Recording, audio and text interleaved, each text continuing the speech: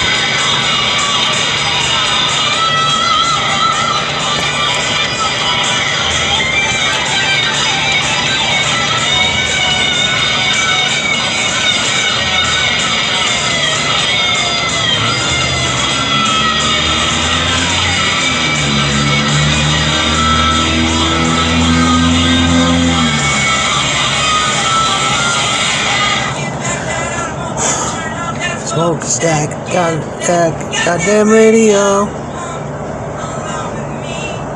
Oh, oh, oh, oh, oh,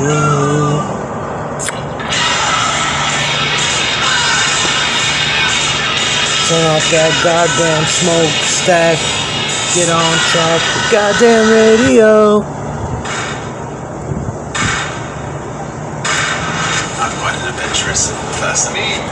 Quite an adventurous person. My money. Get on track and smokestack, goddamn radio. Whoa, whoa, whoa, whoa, whoa.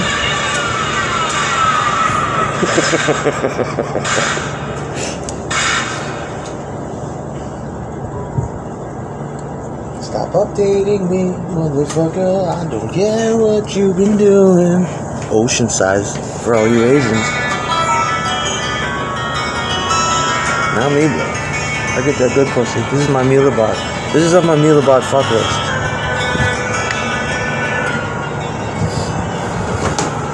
Summer's too much of a bitch, dude.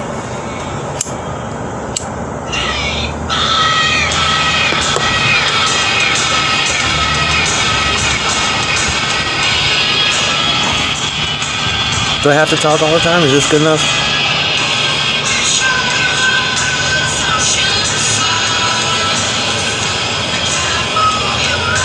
No one tries, no one pulls you out from your home. The Bobson twins are back together. I think these guys are gay. It always seems to be around men. What kind of two men prefer to stay together? Even if you're single. What are you guys, in a band or something?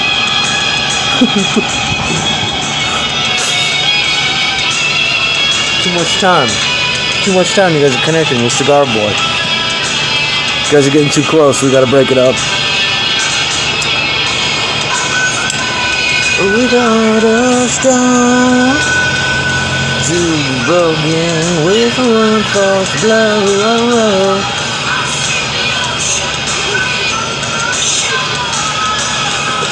Come together with your gay fucking boyfriend.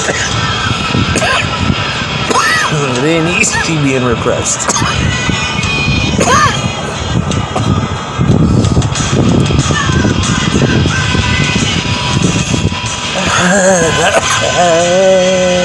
Big as the ocean, like the ocean, yeah.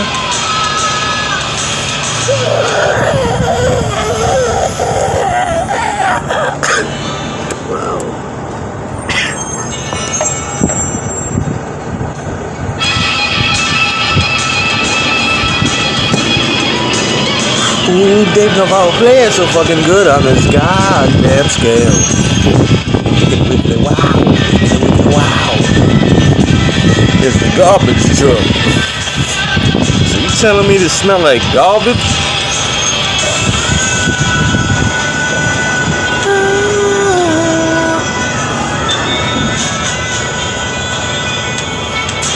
Well, I want to cry.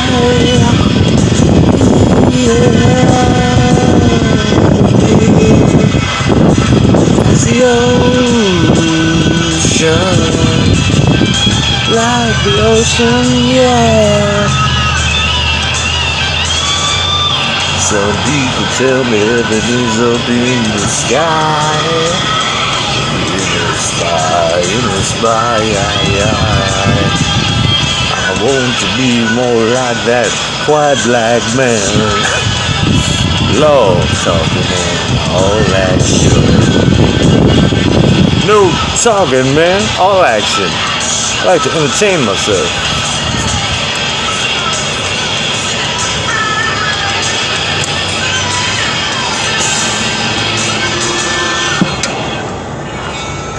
Perry's making up syllables and shit.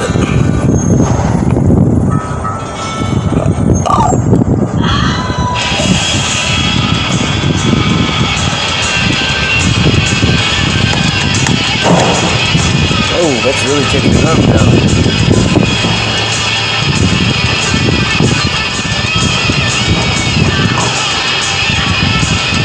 Take out the papers and the trash.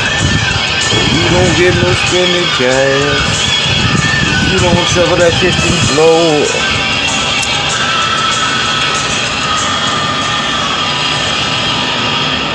Face the wall and take down your drawers. Yakety yak.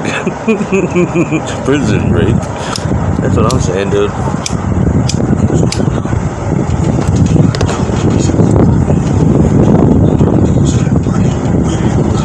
Yeah.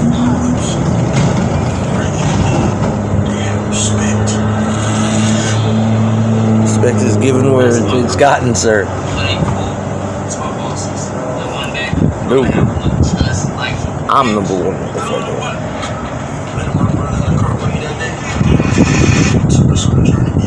I don't want to see that, brother. Summertime rolls, dude. Seen this shit at Lollapalooza. It was epic. It looked like an Oliver Stone movie. It looked like The Doors, dude. Because we waited all day, and I got heat stroke at that event. Heat stroke is not fun, dude. It's like a real stroke. You start to lose your and start to bake out. Your brain's cooked because it's so fucking hot out. I was like fucking. Honestly, I think I was like 13 years old. But anyway, basically, there was like Rage Against the Machine was there. Susie and the Banshees. Living Colour. Echo and the Bunnymen. A lot of weird shit on there, okay? And you sat all day. I went to see Living Colour, which came on like at dusk. But I seen that. And that was wild. But the apex of the evening was supposed to be Jane's Addiction, right? And it was Jane's Addiction. It was these guys. But around 11:30, I think it was, their set ended. And they had just done a rousing rendition of LA Woman. That was insane. And they had movie screens up with people surfing and just cool imagery of cool blue and California, California-esque shit. It was fucking beautiful. And by this point, everyone is so fucked up. I don't know what they were doing at that show, but everybody was inebriated, passing out. People were being resuscitated. People were fucking on the lawn. Because it was a long day. And I remember this is the last song of the night. And everybody lit candles, and it was fucking creepy. It was like a 16-hour event, dude. It was like and it was the first Lollapalooza, so to me it was like, that was like Woodstock. Only it was really well organized. I was lucky. I brought a pack of Marlboro 25s with me. A 25 pack of cigarettes. And somehow I made that work all day. But I had gotten heat stroke early in the day. We knew enough. We brought soda. We brought tons of soda. Me and my buddy. And, but I had to take it easy because I was just... And then I remember, like, in between bands playing, my friend goes, "Oh my God, turn around." So I turned around and all the hippie people were throwing what looked like ice because it was so hot out. We've seen a lot of ice. So we thought they were throwing balls of ice at us. And what they were doing, they were hitting us with marshmallows. we were all tripped out on LSD by this point. So we're like, oh my fucking God, they're throwing balls of ice. And it was slow motion. And it was just pouring marshmallows. It was so tripped out. It was Grateful Dead shit. But, it was fucking nuts, dude. It was just fucking insane. And by this point, everybody was just gone. And we're like, wow. And Perry's just leading all thousands of people, thousands of us. We're like, holy shit. I thought they were going to be the next Grateful Dead. And Perry's there. Everybody's singing. That I could make peace with some fine wine. Brought peace to my mind in the summertime. And then when he goes, whoo, it's on. Yes. It's just a story I like to tell.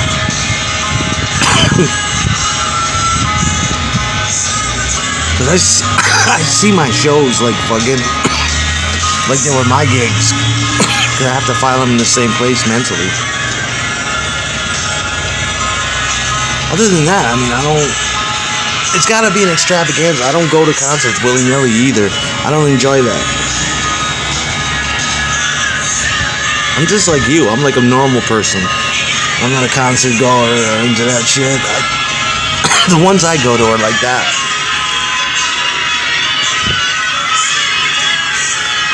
But what was it? The first... I'm afraid to retell a story or something. These people never hear it. That's how you do it, people. But, I just get heat stroke all the time, dude. Golly. Puts his fucking out. Smokable fucking shit. Fucking weed. What the fuck? But, take me and my girlfriend serious. We wear no clothes. Etc., etc. 3 days. How about 3 daughters? 2 daughters. Hello to a phone plan with built-in spam blocking. My gift is my song. Yeah. This bud's for you. And you can tell everybody that was your bud. Maybe quite simple, but now that it's done, I hope you don't mind, but this bud's for you. Thanks, dude. How wonderful life is when you're in the world. Perry having no discretion. Isn't 3 too many though? Not for me. How did Perry capture 2 bitches' attention? I mean, I love Perry Farrell. I'm one of his biggest fans. But he's weird. I'm just like him. Okay, let me just say that. So I imagine that hard. I know he's got money and props. But it just seems... he's a rock star and shit, I know, but... I'd do the same thing too. And then I'd be writing songs about it. I wonder what the guitar player's thinking. He's like... Nah, I don't, Dave Navarro, I don't fuck with that. He's not really like that, dude. It's just a persona. You got lucky one day that was it, and then you became all that. You like the guitars, huh? I'll be like, yeah, Dave Navarro, the guitars are fucking out of sight, as usual. When I listen to Dave Navarro, I automatically think he's got like a tremolo whammy bar in my head. And I keep forgetting that most of the time he doesn't. He's just And that's a special place for my brain to store him, because I'm thinking he's using one, but he doesn't really. People get offended. I was trying to play his guitar. I'm like, dude, that would break my heart, because I bow down to that dude. I love Dave Navarro. He always comes before me in my mind. Any grade of Navarro to me, I'll be like, ooh, play the Navarro chord, do the Navarro thing. Do that, dude. With his last fall, I'll be like, yes, dude. Yeah, I fucking adore him. So you need to stop that. Whoever did that a while ago, that was not cool. Dave Navarro has been one of, I've always loved him. I can't remember a time I wasn't fascinated with Dave Navarro. But everybody knows that about me. Dave Navarro's like, why didn't you learn some of the riffs the right way? And I'm like, because I'm in awe of it still, dude. I can't get over hearing it when I was a child and storing it in my child brain and correcting where I went wrong with it. So I just continue to play shit my way. But tons of Navarro has rolled off on me. Tons of it. I got tons of his style. You know? I love Dave Navarro. Because he was playing like this when nobody else was. And in such a pretty unique way. Like, that's Dave Navarro guitar. Because he's playing these weird 9 chords most of the time. These funk, there's, you know, I guess you can call them funk chords. Yeah, that's precisely what they are. But when he plays them, it's not all funky and gay like that. It comes out like this, you know? And the way he handled his effects bypassing and channel shifting was fucking insane.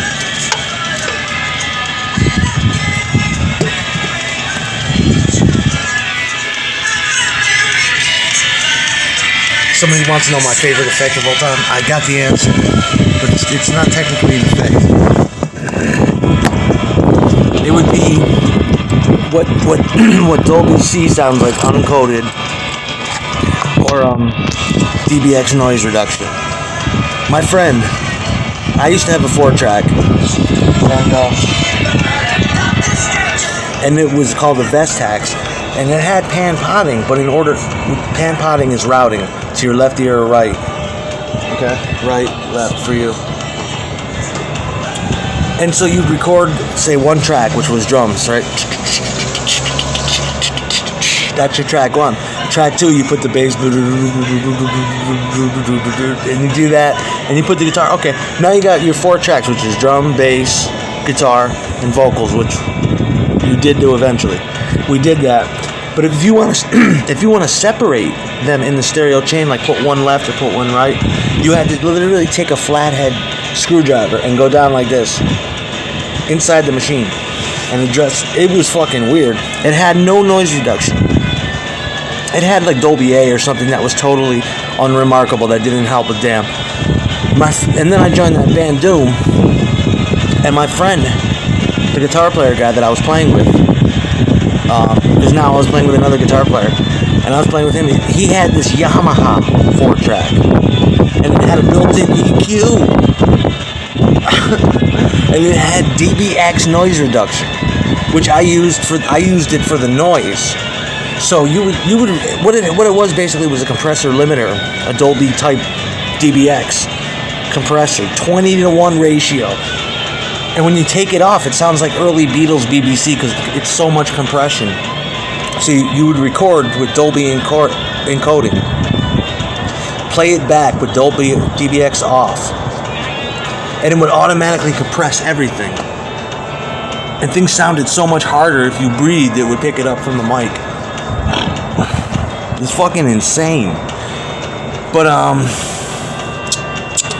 that was like, yeah, it had DBX built in. That was like 1990, I'd say. That's like a real fucking hell of a feature to have in it.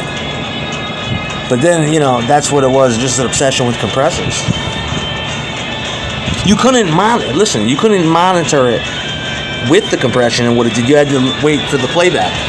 That's what you're not thinking of.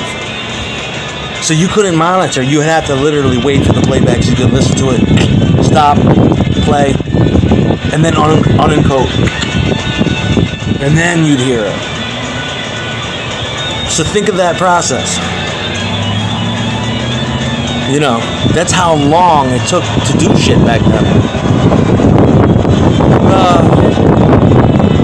Let's let's say you're at home recording with your 4-track now. It's the same bullshit. You can probably listen with, now it's all easy. You can listen as your computer's going, but a lot of people didn't have that luxury. You'd hear it in post-processing.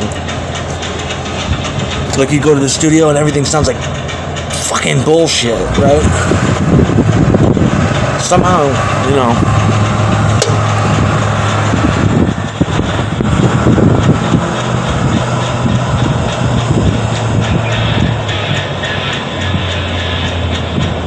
You know how everything was all echoed out in the 50s? Well, when I grew up, it was all about digital reverb on a plate, on a gated plate. You'd have these reverbs that would go, and the gate would cut off the tail end. Gated reverbs in stereo. They put it on. They put it on everything in the 80s. They put it on everything. Me, I would use the guitar reverb out of the amps and then put it to the 4-track, and it would sound like an old 60s recording. That's what I still loved. I love those old doo-wop shits. Those are plate reverbs, though, that they're sent to. Or sometimes they're just sent to... They took the speakers and put them inside a gymnasium and mic'd the back. Here's our echo feed. Dry. Echo. It's just bad.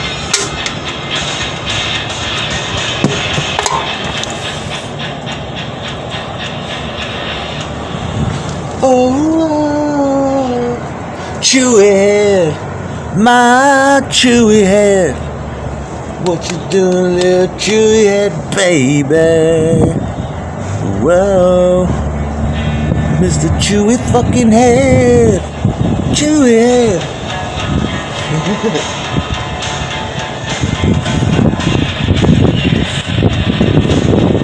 3 long days, the bitches say.